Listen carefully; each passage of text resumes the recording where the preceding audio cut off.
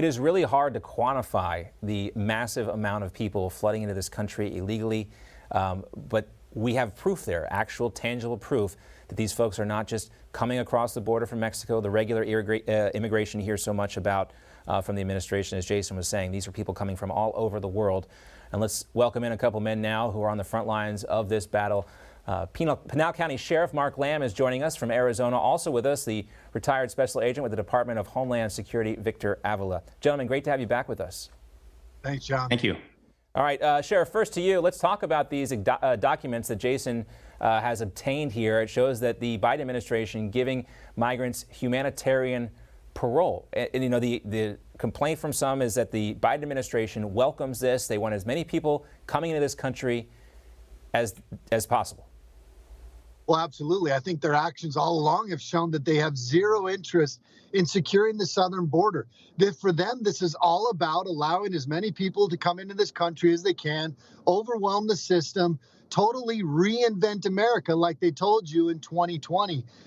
It's sad that this is happening. I think most Americans don't realize this. Right now, just the amount of overwhelming they're doing to the system, their court dates that they're getting are anywhere between 2 and 5 years from now.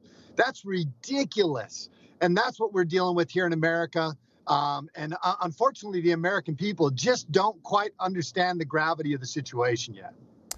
Yeah, Victor, you know, what's your assessment on this? I mean, we're talking about, you know, the White House claims, and it has claimed for a long time, this is the regular migration you hear so much about. Obviously, it's not, and they continue to lie to us about it.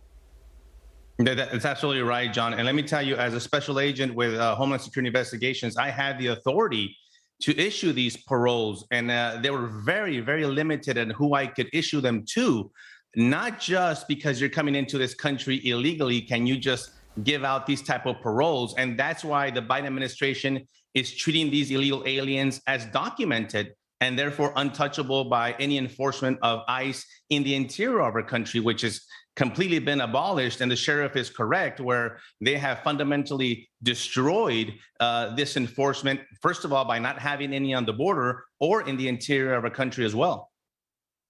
Yeah, we're also expected to see DHS Secretary Alejandro Mayorkas face some serious impeachment discussion. Republicans are talking about this. He's also going to be on the Hill.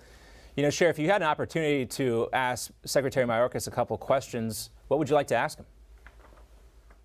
What are you doing?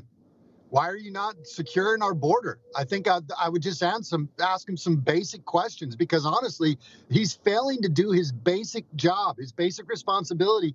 Under the Constitution, this administration and the federal government is supposed to protect our borders, and they're not. It looks like a dadgum invasion. If you come to my county, I can show you 100 different spots that are littered with camouflage clothes, carpet shoes, backpacks, the remnants of people that have snuck into this country illegally. We have no idea where they come from, what their intentions are, what kind of diseases they're bringing into this country. If they're criminals, we don't know any of this.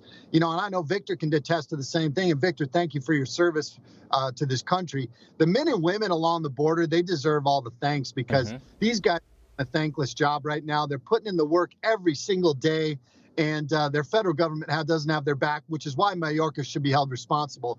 He's failed the American people, and he has failed the people who he is supposed to be serving. Yeah, we can't forget about this Texas National Guard soldier, specialist Bishop Evans, who drowned down there aboard. His body was just recovered yesterday. Is apparently trying to rescue 2 migrants who were allegedly smuggling drugs into the United States. But Victor, I wanted to get your reaction to Jen Psaki, who seemed to place all the blame on Bishop Evans' death on Texas Governor Greg Abbott.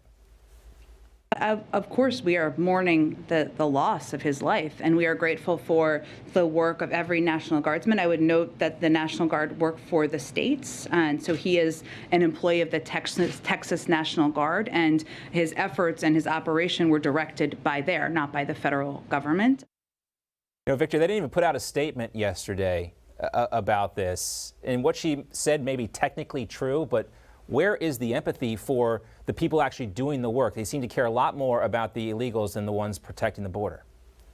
This angers me. It angers me a lot, because Bishop Evans is an American that gave his life trying to protect our homeland. I've been there. I lost my partner in the line of duty while serving in Mexico, and I know how it is to lose a partner. And I cannot believe the separation of this White House, not including Bishop Evans as one of our own.